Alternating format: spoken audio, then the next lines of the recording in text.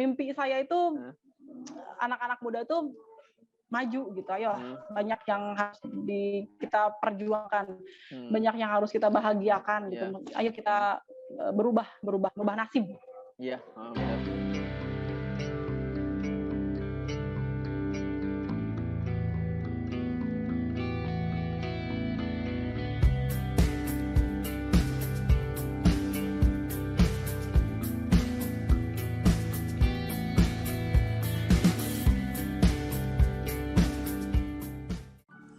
Assalamualaikum warahmatullahi wabarakatuh. Mayoritas siswa merasa kebingungan ketika setelah lulus dari SMA atau SMK. Apakah mau kuliah, apakah mau kerja, ataupun mau menikah. Kali ini, Maksima Stiftung Tasikmalaya akan memberikan salah satu opsi terbaiknya. Kita dengarkan penjelasannya. Assalamualaikum warahmatullahi wabarakatuh. Waalaikumsalam warahmatullahi wabarakatuh, Bapak. Aduh, Bu Resti, terima kasih ya sudah menyediakan waktunya buat berbincang-bincang. Sami-sami Bapak, atur nuhun mani atas sudah bersedia buat ngobrol-ngobrol hari ini. Alhamdulillah waktunya memang lagi kosong. Pertama emang harus bersih.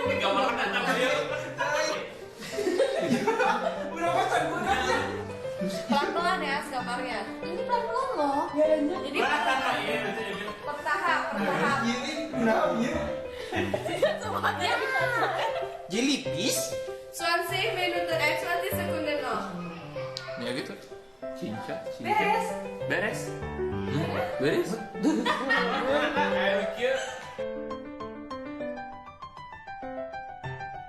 Bu Res, Maksima Stiftung teh khusus untuk kerja di Jerman itu Bu Res?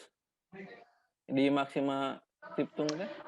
Iya Pak, Jerman. Jadi kita memang spesialnya Jerman saja karena founder Maksima teh memang orang Jerman dan kita punya ya kantor ini ya tuh perwakilannya memang di Jerman. Jadi kita khusus Jerman sajalah.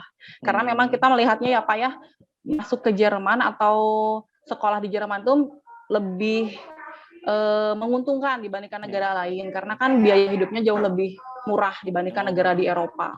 Terus sekolahnya juga sudah gratis di sana ya. Dibandingkan kuliah ke luar negeri lain kan memang harus bayar mahal, tapi karena di Jerman gratis.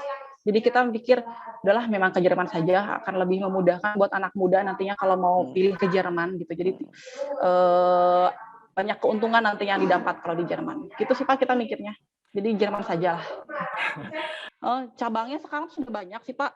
Ada di Surabaya, ada di Bali, ada di Jakarta.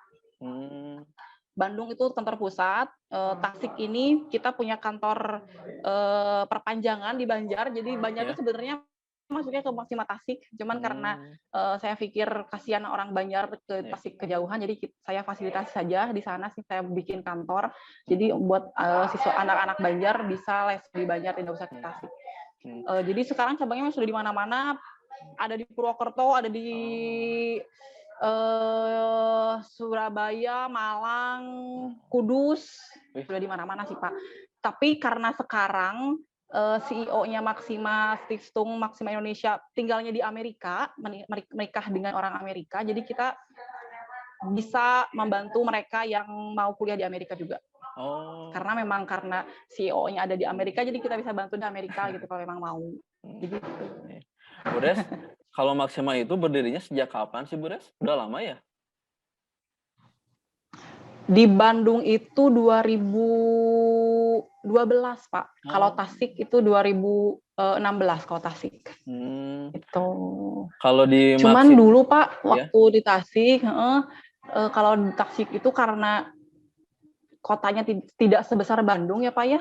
Jadi saya itu memang harus mengedukasi masyarakatnya, mengedukasi siswanya, kalau apalagi mengedukasi orang tuanya kalau kuliah di luar negeri itu ternyata aman gitu. Itu perjuangannya Masya Allah sekali lah untuk mengedukasi itu. Makanya saya tiap tahun tuh suka ada seminar yang saya undang tuh orang tua siswa, yang saya undang itu pihak sekolah, karena memang edukasinya harus nyampe gitu. Karena kan pertama kali saya bawa Jerman aja ke Tasik.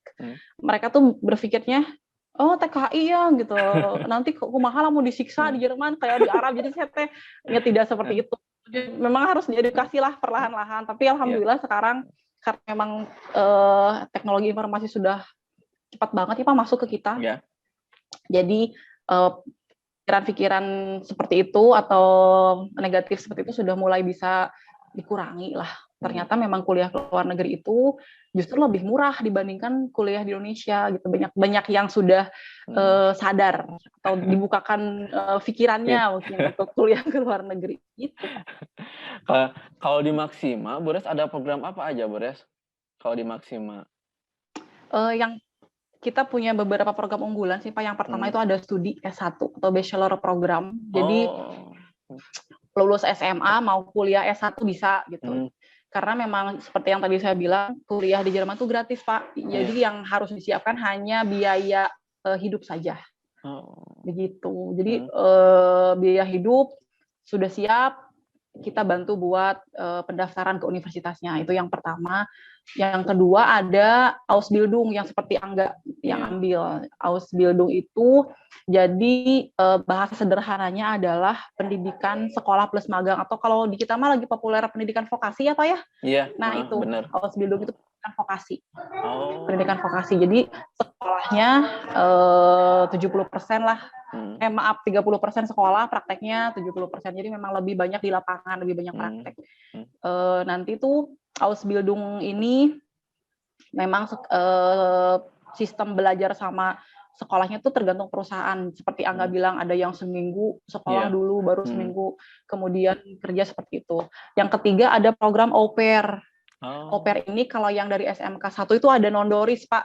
Iya, ingat nondoris. ada siswa SMK 1 nondoris ya. Itu nondoris ambil au pair. Au pair itu jadi kita sebut sebagai program pertukaran budaya. Jadi nanti siswanya tuh tinggal di sebuah keluarga Jerman, homestay di keluarga Jerman, sebuah keluarga Jerman. Mereka dapat fasilitas layaknya anak sendiri, kayak uang saku dikasih, atau kamar sendiri, dikasih fasilitas seperti anak sendiri saja. Makan juga silahkan, mau 10 kali sehari juga yang penting mereka bisa gitu ya, nggak apa-apa. Asal bentuk timbal balik siswa ke orang tua angkat adalah menjaga anaknya ketika orang tua pergi bekerja.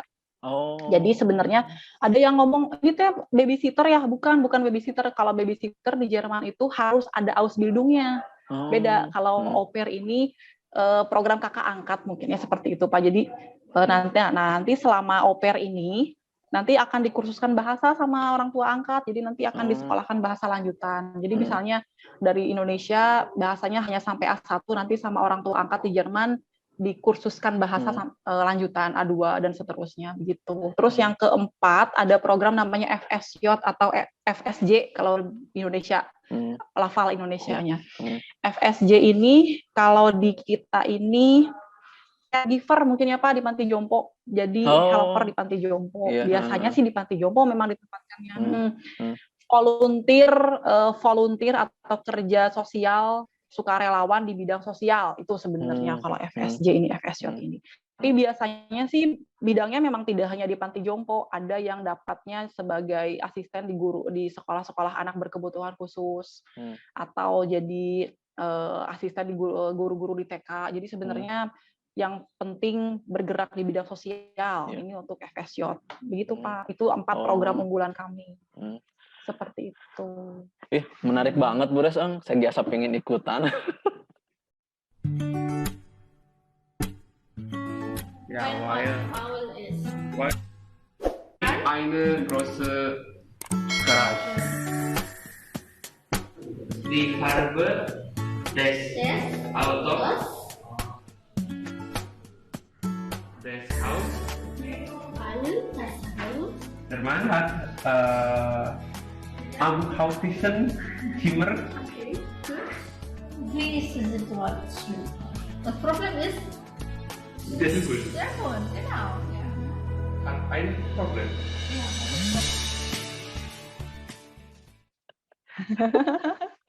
Sok atuh Pak. Tapi sudah tidak memenuhi syarat sih nama saya mah.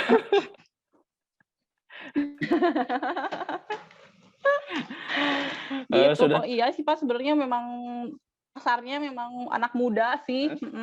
Kalau memang usia seperti kita nih, nah, itu ada program lain mirip seperti FSJ, cuman namanya tuh beda, ada BFD. Nah, itu tapi programnya sosial juga. Kita mah sudah Bisa itu termasuk mah kadaluarsa sampai ya, Bures. 60 tahun juga ke Jerman ambil itu bisa. Iya Pak, bener Pak. Nanti jadi turis mungkin ya Pak ke Iya. Jerman. Dari masing-masing program tersebut, Bures, ada persyaratan-persyaratan nggak sih, Bures? Dari masing-masing itu teh, persyaratan-persyaratan yang lebih apa, ya Eh, secara umumnya gitu, secara umum. Minimal usianya tuh minimal 18 tahun Pak, Oh, 18 tahun. minimalnya. Dan maksimalnya itu kalau untuk studi itu tidak ada maksimal usia ya Pak, karena kalau studi berapa tahun aja bisa gitu studi mah gitu aman gitu. Tapi untuk au pair itu maksimalnya 26 tahun. Untuk Ausbildung maksimalnya 30 tahun. Berangkat sebenarnya Pak kalau berangkat dari Indonesia 30 tahun untuk Ausbildung. Tapi kalau sudah di Jerman nih sampai 40 tahun masih bisa ikut Ausbildung. Jadi karena di Indonesia terbatas. Kenapa saya bilang terbatas? Karena gini ya Pak, pengalaman kalau sudah kita masuk ke usia 30 tahun, 31, sekolah itu kan malas ya Pak ya? Iya. Malas gitu, pengennya terbahan gitu, usia-usia kita mah pengen santai gitu kan.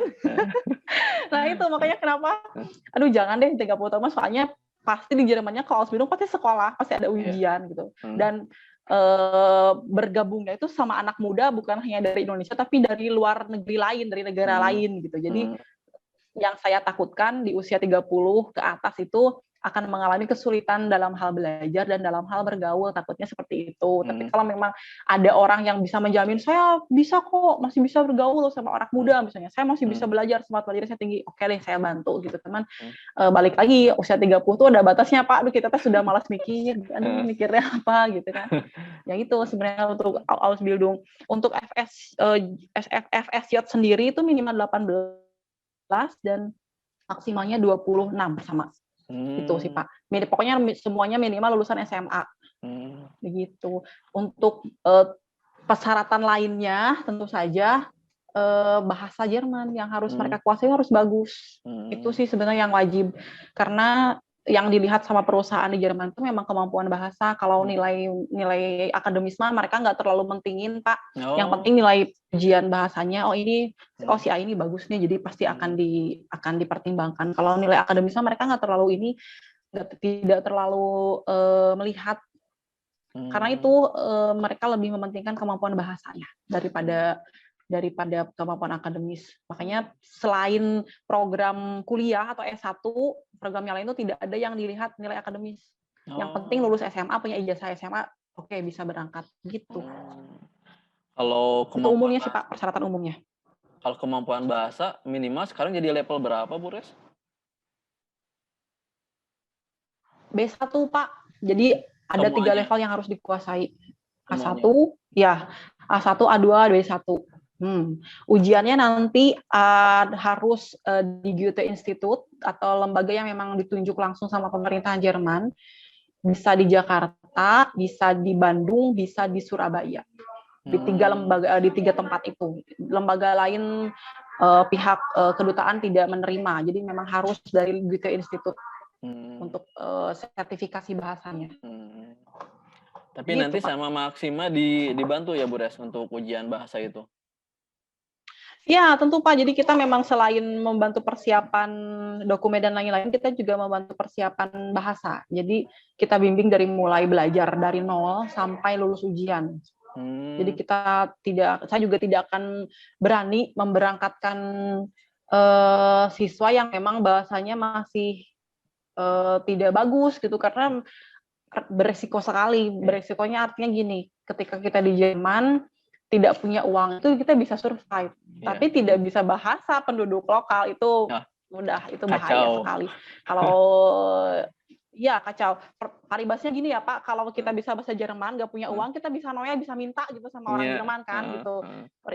Istilahnya gitu kan. Nah, jadi saya nggak akan berani. Terus karena memang kami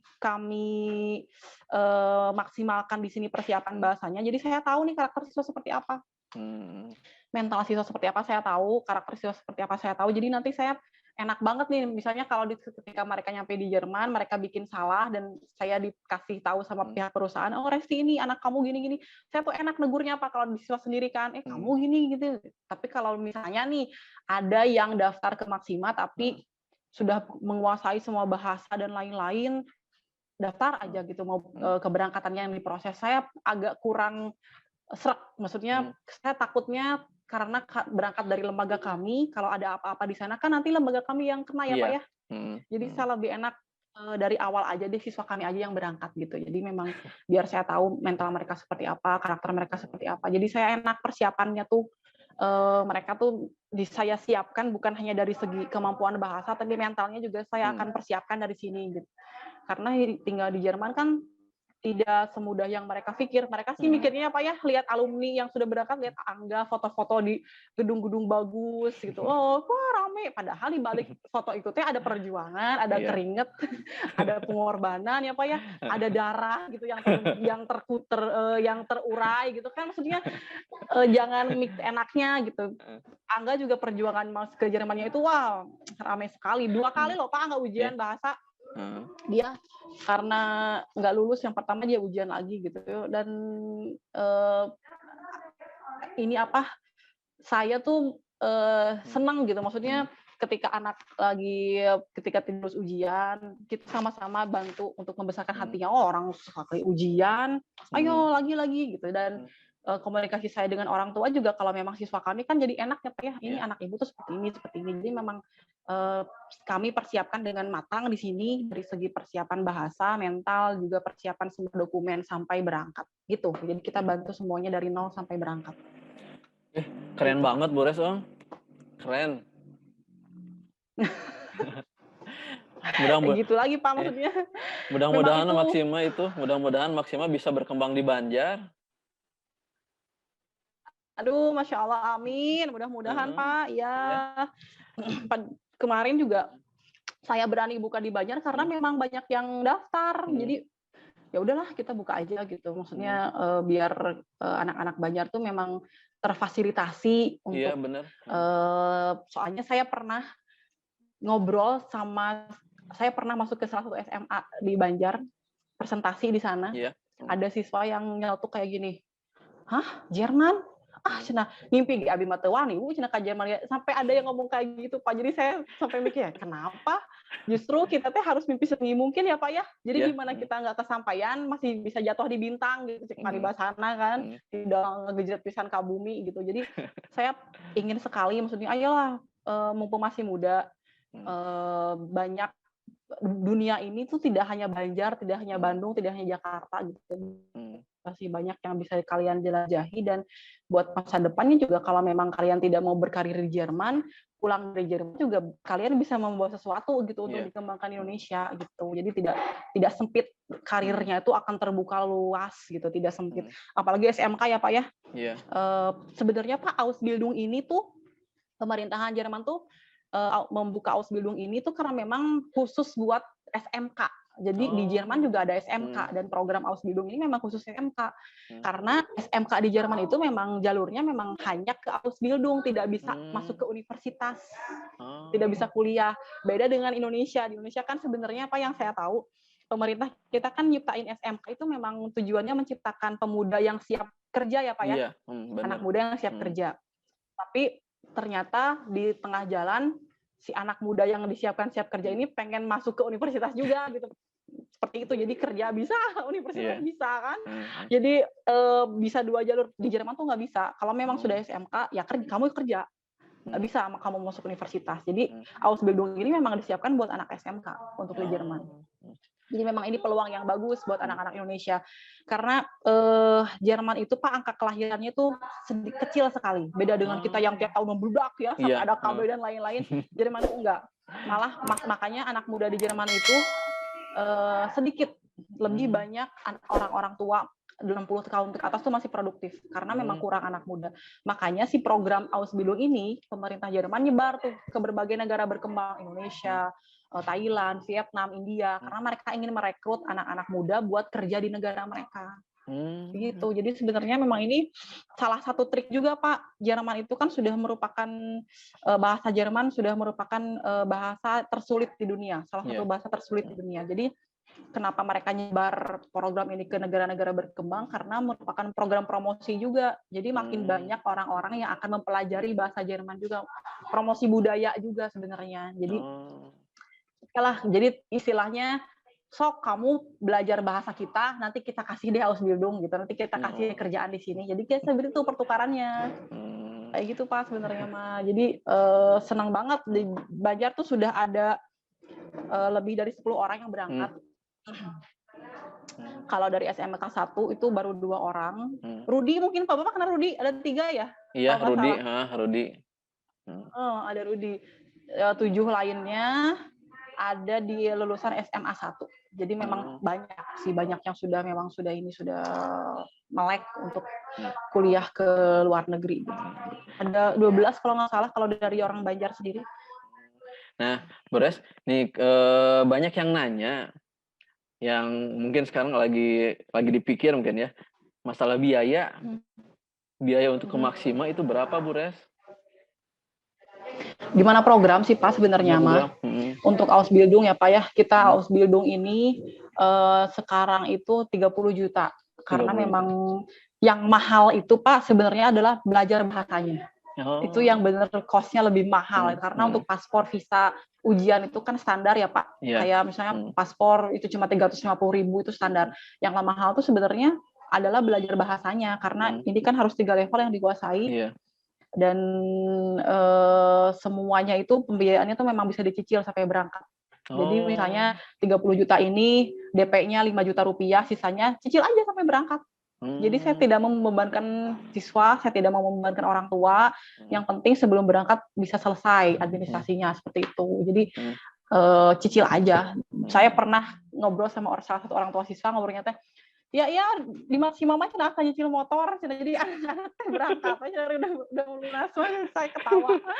Terus itu karawas gitu Pak. Jadi saya tidak mau menjadi beban buat mereka yang mau ke Jerman, jadi dicicil saja tiap bulan, minimal cicilnya 500.000 rupiah. Jadi silahkan. Gitu. Kalaupun misalkan kalau ke Jerman harus sudah lunas, Bu harus kalau tidak lunas gimana? Itu mana saya bicarakan di belakang. Maksudnya kami punya kebijakan. Saya juga maksudnya tidak kaku ya Pak. Saya tidak kaku. Saya bukan Hitler. Saya tidak kaku. Jadi semua masalah pembiayaan itu sebenarnya bisa dibicarakan. Bisa dibicarakan itu. Yang penting punya tekad yang kuat ya Bures ya untuk bekerja atau belajar di Jerman ya Bures. Ya, betul. Kalau untuk program yang lain sama Bores 30 juta. Kalau untuk program yang lain apa sama biayanya? Au pair itu enggak, lebih au pair itu di kisaran 19 juta rupiah karena bahasa yang dikuasai hanya 2 level kalau untuk au pair. Tapi untuk au pair ini nantinya kalau berangkat tiket pesawat itu beli sendiri Pak.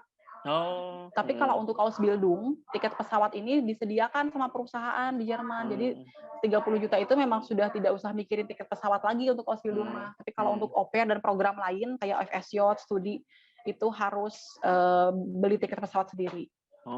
Gitu Pak. Untuk FSJ? Kalau FSJ itu sebenarnya sama, cuman saya bulatkan 35 juta karena sudah include tiket pesawat. Jadi biar mereka nggak ribet cari tiket pesawat apa-apa. Nah, jadi untuk FSJ itu sekitar 35 juta. Dan yang paling tinggi biaya itu adalah biaya studi S1 karena nantinya di Jerman itu akan ada apartemen yang disewa, ada kursus bahasa nanti yang dibayar. Jadi itu lebih tinggi sekali kalau untuk biaya S1. Hampir menyentuh angka 100 jutaan kalau untuk S1 karena memang persiapannya banyak sekali untuk S1 Pak. Gitu Pak. Kalau untuk S1 itu Bures jurusannya bebas? Universitasnya bebas juga? Bebas. Banyak banget. Ada lebih dari 400 jurusan di ekonomi yang bisa dilamar. Ada lebih dari 200 jurusan di IPA, kelas IPA yang bisa dilamar. Banyak sekali kalau untuk S1 banyak pilihan.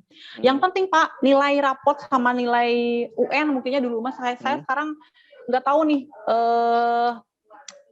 karena tidak ada UN yang menggantikan apa gitu, dan saya belum update lagi. Jadi sebenarnya untuk S1 ini dilihat sekali sama universitas itu nilai akademis. Jadi misalkan nih mau ambil kedokteran, karena Jerman atau teknik, Jerman kan kiblatnya kedokteran sama teknik ya Pak, teknik mesin, teknik otomotif. Harus punya nilai matematika dan nilai fisika yang bagus. Itu harus banget. Dan ditunjang sama kemampuan bahasa yang keren. Jadi itu udah deh gampang itu masuknya, kalau memang bahasa bagus, akademis keren, itu bisa dapat. Malah ya Pak, karena kan gini, kalau untuk S1 di Jerman kan harus ada kelas persamaan. Jadi di kita kan pendidikan dasar di kita tuh 12 tahun. Iya. Kalau di Jerman itu lebih setahun, jadi 13 tahun. Jadi kalau kita S1 ke Jerman, kita harus menempuh 1 tahun pendidikan persamaan namanya student college. Tapi ini hanya dikhususkan buat mereka yang ada di negara berkembang. Jadi 1 tahun student college ini harus mereka tempuh. Belajarnya apa? Belajarnya kayak di kelas 12. Jadi IPA, fisika, bahasa Inggris, matematika, hanya alih bahasa saja gitu. Jadi itu yang nanti setelah lulus dari Studco setahun baru bisa masuk ke universitas. Gitu. Untuk studi. Bu Des, dari biaya-biaya yang tadi pasti kan nanti banyak yang nanya ya. Sebenarnya dari kita bayar biaya segitu teh, kita dapat fasilitas apa aja dari Maxima gitu?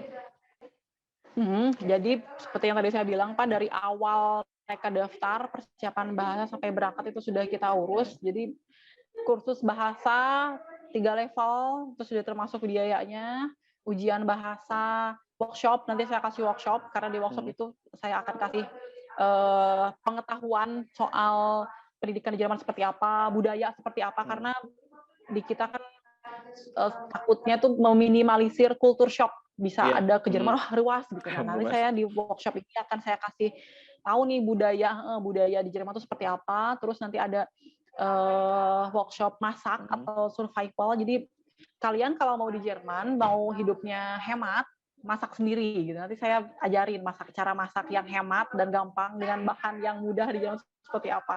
Terus sudah termasuk biayanya, paspor juga sudah termasuk biayanya, visa sudah termasuk, sama penterjemahan dokumen, karena dokumen itu harus diterjemahkan ke bahasa Jerman.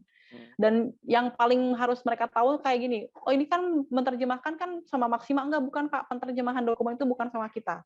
Penterjemahan dokumen ini tidak bisa sembarangan, harus dengan orang tersumpah atau penterjemah tersumpah yang sudah disumpah oleh pemerintahan Jerman, oleh kedutaan Jerman. Jadi memang tidak bisa sembarangan. Itu pokoknya sudah termasuk pembiayaannya gitu. Jadi sudah all in. Yang penting siswa membayar cicilan aja, nanti kita urus sampai selesai gitu.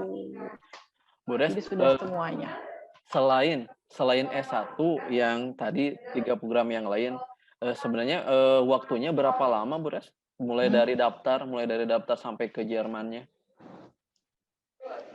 Sebenarnya tuh yang lama itu sebenarnya proses ini ya Pak, belajar bahasanya. Saya tidak bisa balik lagi ke kemampuan siswa sebenarnya Pak. Tapi saya sudah kasih patokan 8 bulan itu harus selesai 3 level. Ini sudah maksimal sekali.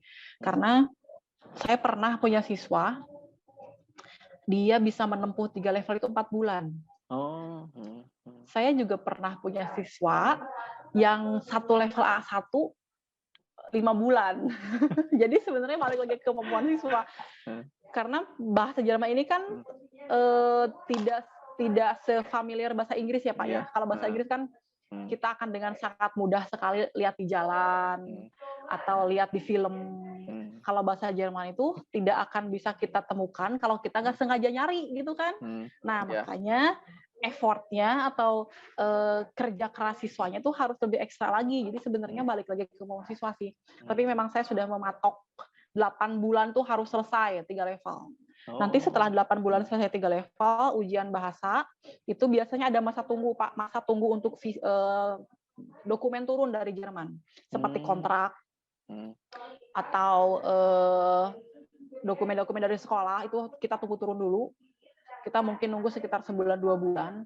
Terus nanti setelah kontrak turun, kita harus nunggu dulu visa turun, karena visa ini maksimal maksimal waktunya tuh 6 minggu. Jadi kita harus nunggu lagi visa turun. Setelah visa turun itu harus nunggu lagi tiket pesawat. Karena kalau untuk yang Ausbildung, tiket pesawat kan dibeliin sama pihak perusahaan di Jerman. Jadi kita harus tunggu tiket pesawat. Kalau normalnya sih Pak, kalau memang siswanya pintar, maksudnya kemampuannya cepat dan lain-lain, itu 1 tahun lah sampai berangkat, dari mulai 0 sampai berangkat. Tapi itu lagi, saya sebenarnya karena saya juga tidak bisa memaksa ketika siswa, misalnya nih siswa masuk A1 kan ini level dasar ya Pak, bahasa dasar banget gitu. Kalau memang si anak belum mampu untuk lanjut ke A2, untuk level selanjutnya, saya akan tetap diamkan dia di level A1 karena fondasinya harus benar dulu nih dasarnya. Kalau saya paksa dia untuk masuk ke level A2, fondasinya masih belum benar, nanti malah keteteran. Gurunya yang keteteran, anaknya yang kebebani, jadi kacau gitu. Jadi balik lagi sebenarnya saya harus melihat kemampuan siswa dulu. Kalau memang siswanya mampu, oke, kita ujian level, kita naik level. Tapi kalau memang siswa belum mampu, ya wayah di situ dulu sampai kamu bisa gitu. Jadi balik lagi sih kemampuan siswa. Tapi normalnya memang 1 tahun untuk sampai berangkat. Nah, kalau pas berangkat, Bu Res, itu tadi diantar ke bandara sampai di Jermannya itu gimana, Bu Res? Kalau untuk ke bandara dari sini kita antar, nanti di Jermannya ada yang jemput. Jadi ada tim yang menjemput di bandara Jerman ketika nyampe. Tapi kalau dari kita sih kita antar sampai Jakarta, sampai bandara. Nanti mereka berangkat. Kalau untuk Ausbildung sih Pak biasanya bareng-bareng ya Pak ya. Kayak Angga tuh berangkatnya berdua. Jadi jarang ada yang sendiri gitu. Karena memang bareng sama siswa lain dari cabang-cabang lain bareng biasanya. Karena ada yang satu perusahaan, ada yang satu kota. Jadi biasanya tuh biar orang Jerman yang ngurusnya tidak riweuh, jadi mereka satuin gitu berangkatnya. Jadi mereka nantinya akan ada tim yang menjemput di bandara Jerman, nanti di Frankfurt biasanya di situ. Ada yang menunggu, sudah ada yang menjemput di sana. Begitu Pak. Menurut pengalaman di Maxima, Bu Res, pas siswa datang di Jerman, kelihatannya gimana? Kaget atau gimana di sana mereka? Mereka pertama kali datang di Jerman, kayak Angga nih, saya cerita pengalaman Angga aja. Dia tuh karena berdua, jadi si tim penjemput dari Jerman tuh merasa udahlah duaan iya gitu ya, maksudnya nanti kita kasih tahu rutenya harus kalian naik apa gitu, naik kereta apa, nanti kita jemput di bandara, di stasiun terakhir pemberhentian, kita tunggu di situ, jadi tidak dijemput di bandaranya. Angga sama Rifki waktu itu. Mereka nyasar Pak, salah naik kereta karena kaget kan. Saya sebenarnya nggak tahu. Saya nggak tahu mereka nyasar sampai saya dikasih tahu sama tim Jermannya, Resti anak kamu salah naik kereta gitu. Saya ketawa, maksudnya ketawa tidak bukan tempatnya buat ngamuk juga ya Pak, bukan tempatnya buat marah, maksudnya orang pertama kali nyampe di Jerman salah naik keretanya wajar gitu. Saya telepon kan Angga sama Iki, saya telepon. Kalian kenapa? Saya ketawa. Frau, kita salah naik kereta. Saya ketawa. Terus gimana? Iya, jadi kita jauh banget beribuan kilometer dari kota yang harus kita berhenti gitu. Ya udah nggak apa-apa. Punya uang nggak buat beli tiket? Nggak ada, Frau, tapi alhamdulillah kita ditolongin, ada orang jangkung tinggi gede, cenah hidung, Angga cerita gitu ya, Noel.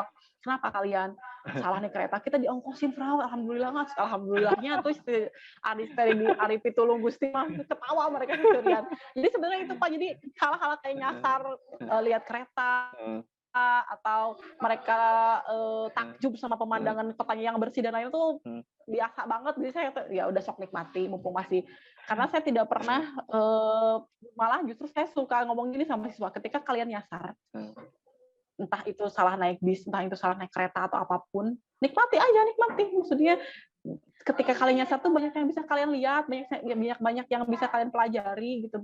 Nikmati aja, jangan gemper, jangan panik. Kalau panik kalian duluin, itu kalian nggak bisa mikir cari solusinya kayak gimana. Dan alhamdulillah sih, maksudnya banyak banget mereka yang nyasar gitu dan menikmati proses nyasarnya itu. Jadi saya ketawa gitu ya. Udahlah, sok nikmati, sekarang mah dicari. Malah pernah Pak, ada siswa Banjar juga, dia tuh salah ketiduran di bis. Sampai berhentinya tuh di Swiss. Mending Swissnya di kota. Ini Swissnya di kota. Ini Swissnya di hutan belantara. Dia luak liur. ya Frau, aku nyasar. Jadi cenah ongkosnya kurang. Terus kamu gimana? Aku tenol ibu-ibu di nabis pakai bahasa Jerman kan tentunya. Itu yang tadi saya bilang nggak punya uang tuh nggak apa-apa. Yang penting kamu bisa bahasa Jerman. Minta sama orang itu Frau katanya dikasih. Oh, dikasih banget Frau. Aku ditambahin. Wah, ya nah, kamu naik ini. Alhamdulillah aku teh keserian ketawa. Jadi memang gitu Pak, banyaknya tuh reaksi mereka tuh karena itu, karena terlalu seneng. Jadi wah exciting gitu ke Jerman. Ada yang pertama kali datang ke Jerman tuh pas berangkat tuh pas bulan Desember. Lihat salju langsung kan dari Indonesia, lihat salju, wah dingin. Padahal persiapan di sini sudah saya kasih tahu padahal ya ini kamu berangkat musim dingin, pakai sepatu yang benar, pakai kaos kaki yang tebal, tapi nggak didengar gitu. Jadi dia cuman ke Jerman itu di musim dingin pakai sepatu itu Pak. Warrior biasa tuh kayak anak-anak SMA. Jadi pas dia ke Jerman, dia kakinya tuh bekuk, Frau, ya kamu tuh bisa di pepatahan. Jadi itulah euforia mereka mah sok dari itu Pak sebenarnya. Jadi saya tuh harus mengkontrol mereka sampai hal terkecil. Misalnya gini ya, bekal, Frau, aku tuh harus bekal apa? Sok bawa mie, bawa makanan awet gitu ya, biar soalnya kita nggak tahu perut kamu itu cocok nggak buat orang makanan Jerman gitu. Walaupun anak muda sekarang mah yang sosis juga masuk, tapi kan kita nggak tahu ya Pak ya cocok atau enggak. Roti Jerman kan telas pisan Pak, beda sama roti Ramona atau roti Ramona di Tasik gitu kan. Roti Jerman tuh keras banget gitu, keras banget roti Jerman itu. Jadi saya tuh sampai hal sekecil itu saya harus ini gitu, ke make sure ke mereka. Bawa makanan awet, bawa mie. Sampai pernah tapi awas itu si koper bagasi jangan kelebihan, itu kan 30 kilo kan Pak biasanya kan. Bawa beras berapa kilo? Lah 3 kilo aja cukup saya bilang gitu. 3 kilo. Oh serius bawa beras? Kamu langsung gak bawa? Kayaknya ngurang kumaha. Orang Jerman tuh pasti punya panci, nggak mungkin nggak punya panci saya bilang gitu. Nyangu kamu di sana, jadi sampai segitu. Nah tapi pas ketika di bandara tuh ada satu pengalaman siswa di Jakarta, di sini nyampe si bagasinya tuh kelebihan. Jadi kan sama petugas bandara disuruh keluarin gitu kelebihan. Dan yang dia keluarkan adalah mie instan dan makanan-makanan lain, makanan instan yang saya suruh bawa. Saya bilang jangan mie instan yang dikeluarin, Pak, baju aja saya bilang gitu. Enggak, Frau, malu, masa saya ke Jerman bawa mie instan? Saya bilang, udah saya nggak no komen lah ya Pak, saya no komen, ya udah terserah kamu gitu. Dikeluarin langsung makanan. Pas nyampe di Jerman, dia telepon saya 2 minggu setelah nyampe di Jerman. Dia nangis. Kenapa kamu nangis? Aku mencret, Frau. Diare tiap hari, udah 2 minggu. Kenapa? Makanannya, makan mayones tiap hari. Roti keras, bongan sate nurut. Aku tuh bilang, makanya nurut. Aku bilang, bongan saha itu ya, Frau. Aku tanya nyesel nggak nurut sama Frau. Iya kan gitu maksudnya. Walaupun anak muda zaman sekarang masuk apa aja, tapi kita nggak tahu kan perut kita tuh bisa atau enggak terima makanan Jerman gitu. Jadi sampai segitunya itu harus saya kontrol Pak. Jadi sebelum berangkat tuh saya checklist. Oke, mie masuk Frau. Ini sampai segitunya tuh harus saya cek gitu biar kayak ini aja. Kayak saya pernah pengalaman lucu ya Pak, ini Angga. Frau, kamu bawa celana dalam banyak ya, saya bilang gitu kan. Celana dalam, Frau? Iya, celana dalam. Kita kan nggak tahu di sana kamu jemurnya kayak gimana, saya bilang gitu. Serius, bawa celana dalam sing banyak, 2 losin kayak, saya bilang kayak gitu. Sabunnya, bawa sabunnya. Soalnya kita nggak pernah tahu kamu tuh dikasih fasilitas rumah tuh kayak apa gitu sama perusahaan.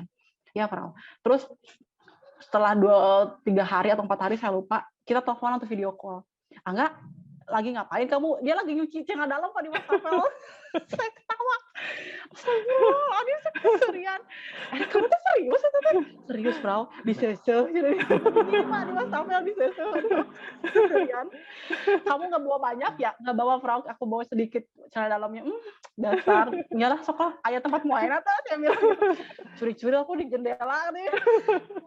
Jadi anak-anak mah suka, padahal maksudnya iya makanya nurut, jangan sok bawa sekarap sorangan gitu kan, kita nggak tahu kondisi di sana seperti apa.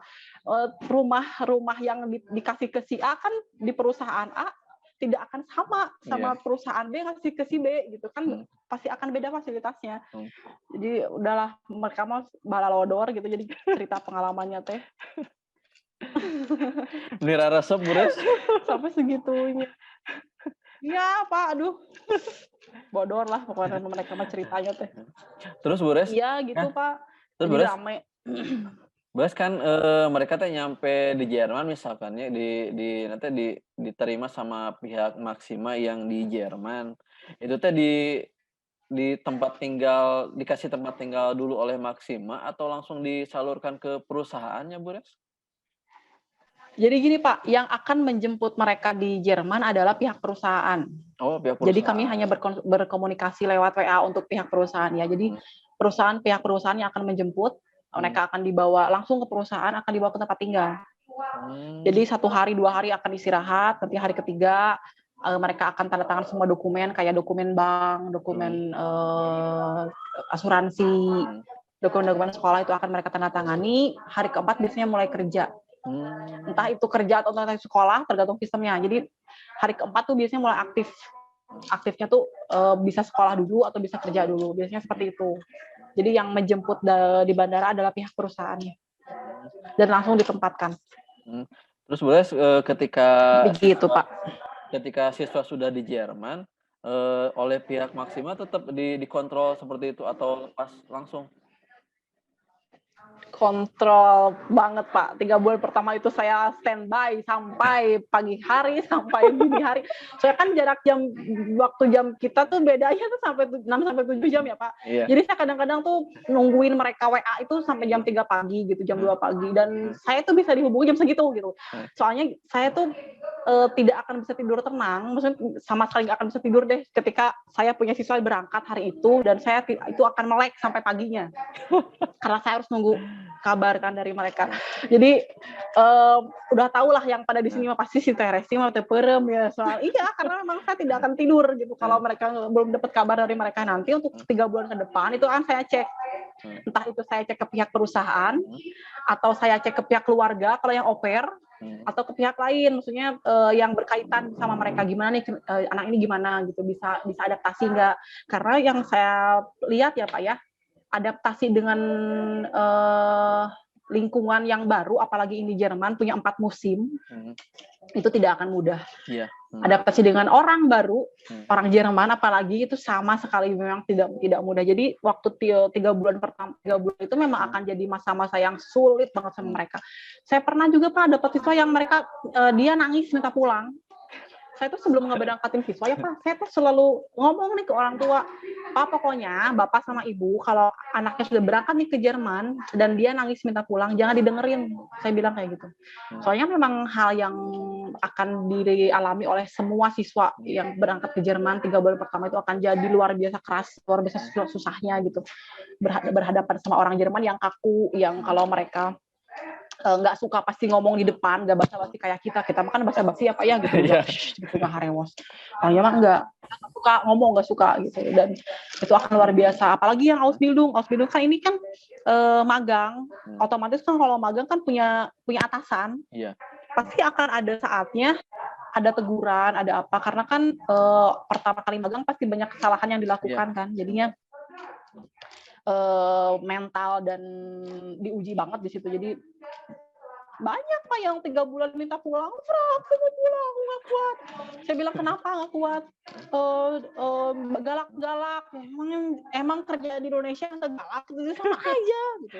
Ini Frau jam kerjanya gitu. Biasanya kalau kerja di hotel atau di restoran, dapatnya tuh pas ke Jerman awal-awal tuh dapatnya tuh di musim libur. Itu kan pastinya nambah jam kerja kan Pak, jangankan di Jerman, di Tasik aja yang saya tahu di hotel-hotel besar di Indonesia aja, kalau lagi open season kan, itu pasti jam kerja pasti ditambah karena tamu kan banyak gitu yang datang kan. Mereka tuh, ini aku jam kerja sampai 12 jam ya sama aja, orang lagi liburan, sok di Tasik juga sama, di Indonesia juga sama kayak gitu. Jadi saya benar-benar harus pintar membesarkan hati mereka, harus pintar menguatkan mereka. Jadi banyak juga ada orang tua yang balik nelpon gitu, aduh bapak masih teranawan Bu Resti si dia nangis-nangis, iya ibu nangis saya kekuatan, saya pikir anaknya nangis saya sampai ketawa. Ya udah Bu, saya kan dari awal juga memang sudah kasih tahu kalau memang anaknya nangis jangan didengerin, biarin aja gitu, biar belajar gitu. Dan itulah pokoknya 3 bulan pertama itu akan saya kontrol terus. nanti amannya tuh Pak di 4 bulan 5 bulan itu baru aman lah. Mereka maksudnya sudah bisa tahu ritme kerja seperti apa, sudah bisa tahu ritme sekolah atau orang di Jerman itu seperti apa, sudah bisa tahu, sudah bisa merasakan lah setidaknya gitu. Tapi ada juga yang pulang Pak, karena memang nggak kuat. Ada yang pulang, saya sudah berusaha menguatkan, tapi orang tua juga di sini juga tidak kuat, maksudnya tidak kuat. Terus saya kasihan sama anak saya, nggak apa-apa Bu, pulang aja gitu. Padahal saya sudah sangat cukup menguatkan. Udah, maksudnya saya tahu perjuangan mereka untuk bisa ke Jerman seperti apa, belajar bahasanya seperti apa, biaya yang dikeluarkan juga tidak sedikit kan. Jadi saya berusaha menguatkan, tapi kalau memang ternyata orang tua meminta, ya udah Bu Resti pulang saja anak saya, ya udah saya nggak bisa berkata apa-apa lagi. Maksudnya kalau memang orang tua sudah mau anaknya pulang dan anaknya juga sudah tidak kuat, tidak tinggal di Jerman, ya udah kita pulang aja lah, nggak apa-apa gitu. Banyak. Jadi memang kalau sudah punya pilihan untuk kuliah atau kerja di Jerman itu jangan main-main gitu. Ini yang jangan dibayangin enak-enaknya saja gitu. Tinggal di Jerman itu, jangankan di Jerman ya Pak, tinggal di Jakarta, di Bandung aja sekarang sudah susah ya. Maksudnya dengan lingkungan seperti ini, kondisi seperti ini kan susah juga gitu, apalagi di luar negeri gitu sih Pak. Jadi saya akan kontrol, saya pribadi akan mengontrol selama 3 bulan ke depan gitu. Kalau kuota Bu Res di satu angkatan di Maksima dibatasin nggak sih?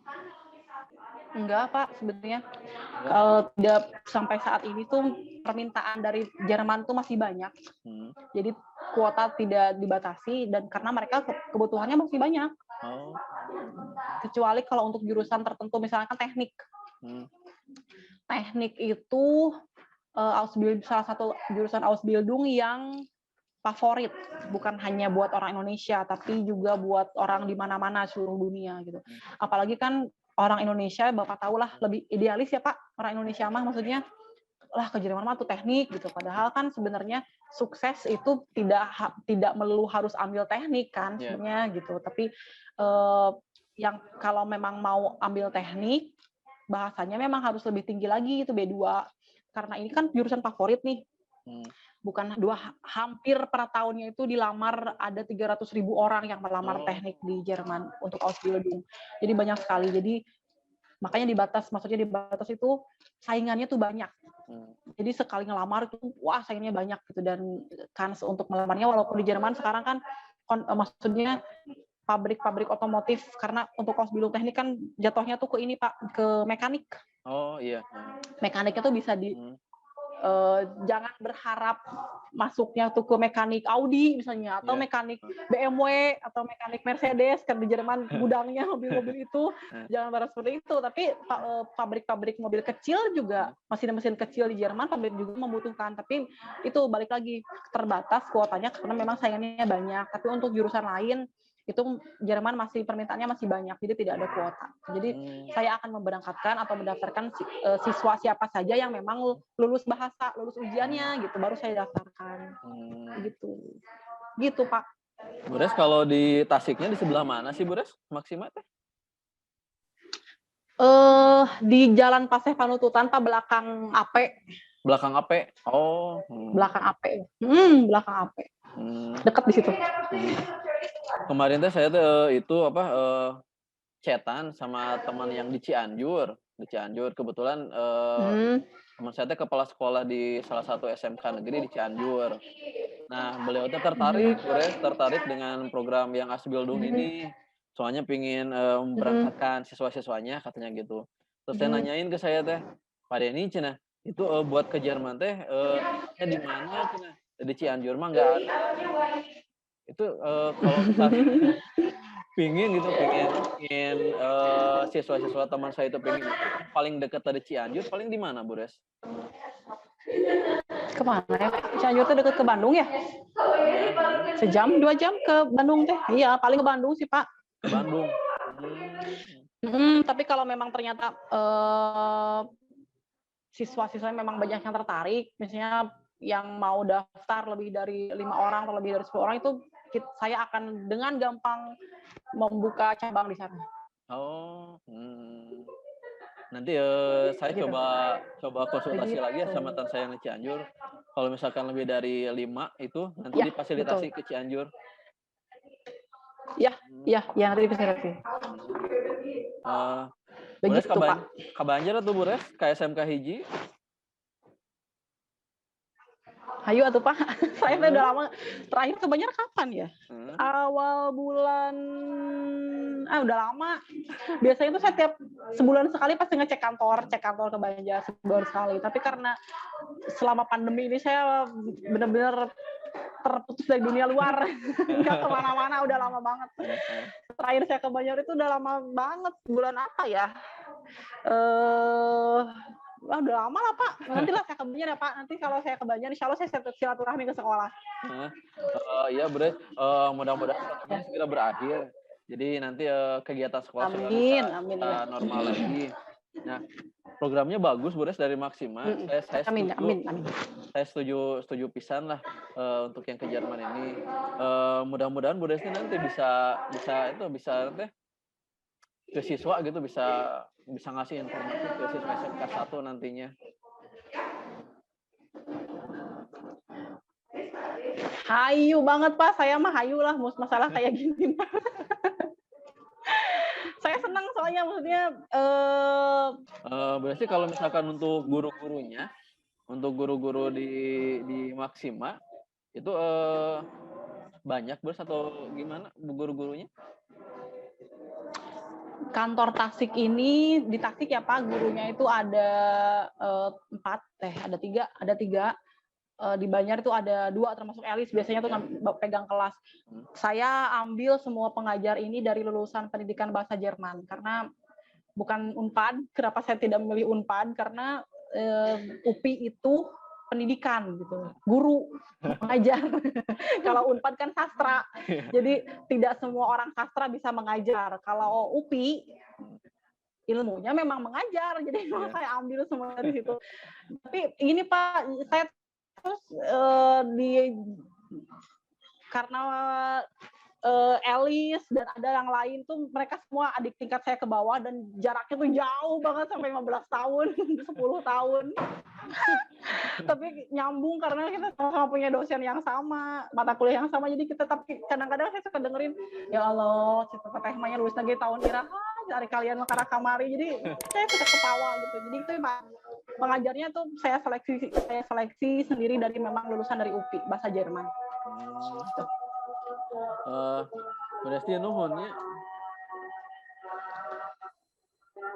sami-sami Bapak waktu aduh meni rame ngobrolna. Kan rasa mah yang beresti bener sahur Bu Elis cenah. Pada ini cenah beresti mah rame, cenah pasti resep lah cenah dialog jalan beresti mah cenah. Aduh, dasar. Iya Pak, insya Allah nanti kalau saya ke Banjar, saya silaturahmi ke sekolah. Panten Bures, Abi izin kayak panten videonya Abi ada di editan saat dia diedit salin. Kayak panten izin pada di upload karena YouTube kan ya. Mohon Bapak mangga. Berarti ya turun ya. Ore, saya masuk YouTube.